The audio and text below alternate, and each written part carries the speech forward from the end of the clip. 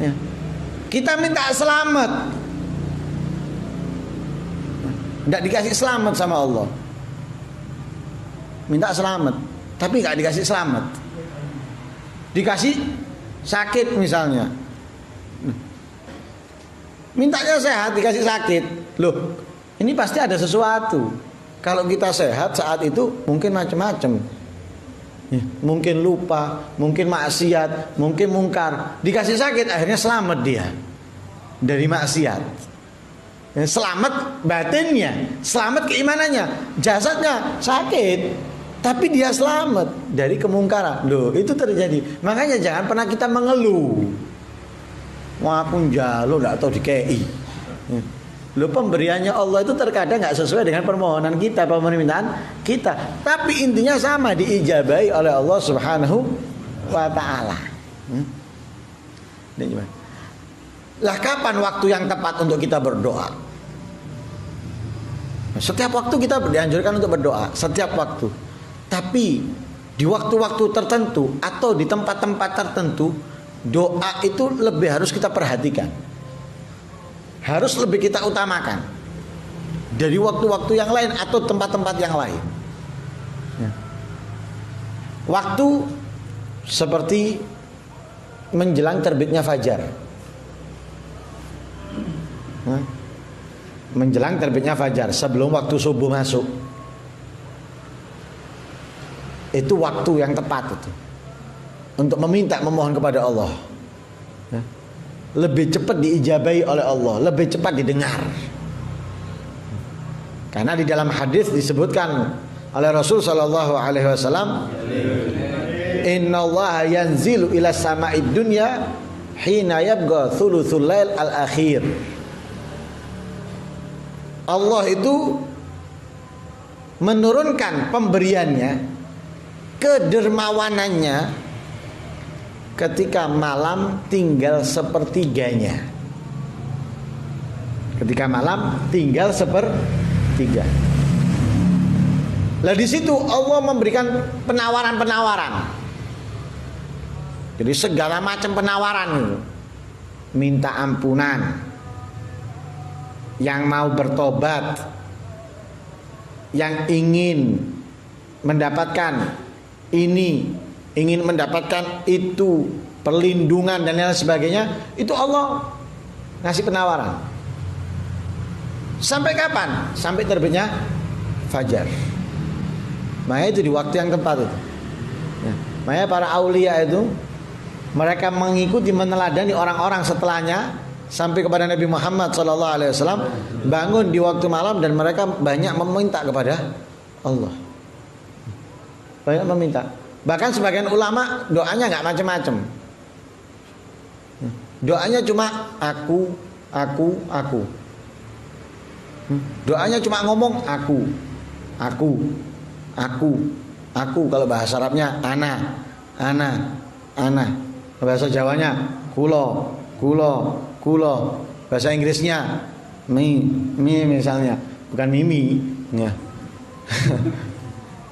Cuma gitu toh. Tapi kalau orang yang ngerti nggak bingung.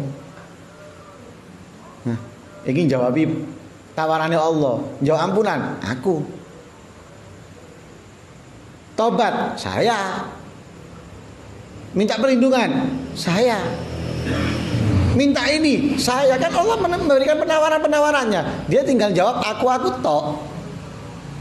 Jadi nggak repot sudah, nggak perlu ngarang dewe, nggak perlu mikir dewe. Oh ya sini jauh, nggak perlu wisan, tinggal jawab aku toh wis. Aku mari. Itu yang pertama, waktu. Juga yang banyak disepelehkan sama orang, antara azan dan qomat. Antara azan dan qomat. Nah, banyaknya orang antara azan dan qomat, mari sembahyang sunnah lek durung qomat, omong-omongan. Padahal itu waktu yang diijabahi, itu waktu yang lebih cepat diijabahi. Sebagaimana di dalam hadis Rasul sallallahu alaihi wasallam bersabda, ad-du'a bainal adzani wal iqamah mustajabun fad'u. Katanya Rasulullah, doa antara azan dan qomat itu diijabahi. Berdoalah kalian. Berdoalah. Minimal itu minimal doa azan. Tapi jangan baca doa azan tapi azannya tidak dijawab. Jadi azannya didengarkan, dijawab. Setelah itu doa azan baca. Setelah doa azan tambah dengan doa untuk kedua orang tua. Rabbighfirli wali walidayya. Kalau bisa dalnya di kasroh. Rabbighfirli wali walidiyya. Kalau wali walidayya itu hanya kedua orang tuanya, kakek neneknya nggak masuk. Tapi kalau wali walidiyya, kakek nenek sampai ke ayahnya kakek, ayahnya nenek masuk semua. Jadi Rabbighfirli wali walidiyya masuk semua itu. Ayahnya, ibunya, kakeknya, neneknya, ayahnya kakek, ayahnya nenek. Rabbighfirli wali walidiyya, Rabbighfirli wali walidiyya. Kemudian tambah doa untuk anak. Setelah kita mendoakan kedua orang tua, doakan anak-anak kita. Allahumma barik li fi auladi wahfadhum warzuqhum wa la tadurrahum wafiqni bi ta'atik wafiqhum bi ta'atika warzuqni birrahum. Ya Allah, berkahi untuk kami, anak-anak kami. Jaga mereka, jangan berikan bahaya kepada mereka. Ya. Berikan taufik, kekuatan kepada kami dan anak-anak kami untuk menjalankan ketaatan kepadamu. Dan berilah kami rizki baktinya mereka kepadaku. Ya. Doakan anak-anak. Itu waktu, masih banyak lagi kalau kita mau bahas. Nah, mau bahas banyak. Itu waktu. Tempat, foto tempat-tempat yang mulia. Nah, seperti di Masjid Nabawi, di Masjidil Haram atau di Raudhah dan yang lain sebagainya, itu tempat-tempat yang mulia yang dianjurkan kita untuk memperbanyak doa. Lah di antara waktu yang tepat untuk kita berdoa ya malam Jumat ini. Malam Jumat ini. Apalagi di awal malam bulan Rajab. Seminggu lagi. Ya, seminggu lagi. Pas malam Jumat masuk malam pertama bulan Rajab. Karena Rasul sallallahu alaihi wasallam bersabda khamsul layalin la turaddu fihinna da'wa, ada 5 malam ya, yang tidak ditolak doanya seorang hamba oleh Allah. 5 malam ini yang dua kita bahas yang 2. Kalau yang 3 pembahasannya beda lagi nanti. Yang 2 ini pertama malam pertama bulan Rajab. Malam pertama bulan Rajab. Makanya di Syekh Abdul Qadir Jilani memiliki doa khusus di malam pertama bulan Rajab. Yang kedua yaitu malam Jumat. Dari 5 malam itu yang pertama adalah malam pertama bulan Rajab, yang kedua malam Jumat. Ini malam yang diijabahi. Ini tepat. Wis malam pertama, yo pas malam Jumat. Dianjurkan kita untuk memperbanyak doa. Jadi kita sambut malam pertama bulan Rajab dengan doa. Nah, kemudian ini doa, kita selesai bahas doa ya. Kita selesai bahas doa, tapi saya akan tambahi amalan secara singkat yang biasa dilakukan atau yang dianjurkan untuk dilakukan di bulan Rajab, yaitu memperbanyak istighfar. Nah, memperbanyak istighfar karena para ulama mengatakan Rajab itu adalah syahrul istighfar, bulan untuk memperbanyak istighfar. Nah, sehingga dianjurkan, mungkin di musola ini sudah menjadi rutinitas, membaca Rabbighfirli warhamni watub alayya 70 kali pagi, 70 kali sore atau malam. Nah, ulama meletakkan pagi setelah sholat subuh, sore ada yang setelah asar, ada yang setelah maghrib, ada yang setelah isya. Nah, dibaca bareng-bareng habis sholat. Rabbighfirli warhamni watub alayya, Rabbighfirli warhamni watub alayya, selama bulan Rajab. Selama bulan Rajab. Lah yang membaca ini 70 kali pagi dan sore ya, kulitnya tidak akan tersentuh api neraka. Ya, kulitnya tidak akan tersentuh api neraka.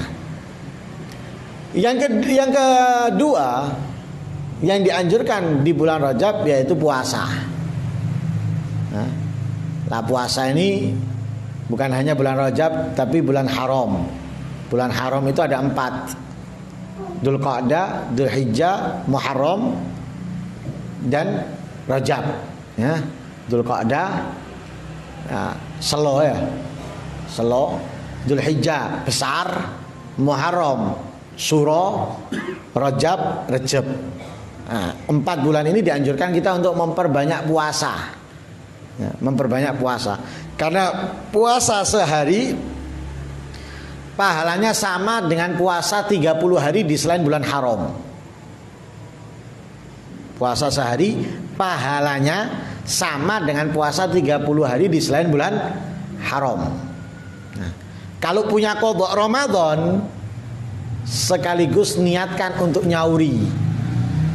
Ya, sekaligus niat untuk nyauri, jadi dapat 2. Ya puasa Ramadannya, ya juga puasa sunnahnya.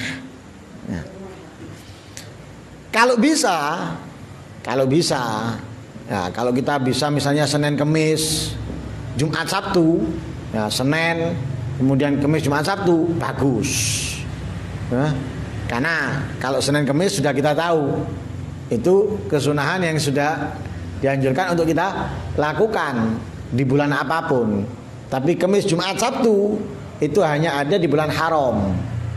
Ya, di bulan haram, diantaranya bulan Rajab, karena puasa 3 hari Kemis, Jumat, Sabtu. Hadis pertama menjelaskan, menerangkan tentang dia dijauhkan oleh Allah dari neraka. Jadi siapa yang puasa 3 hari berturut-turut di bulan haram, hari Kamis, Jumat, dan Sabtu, Allah menjauhkan dia dari neraka.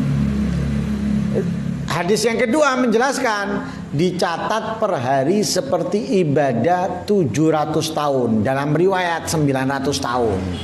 Jadi puasanya per hari dicatat seperti ibadah 700 tahun, fardu dan sunnahnya dalam riwayat yang lain 900 tahun.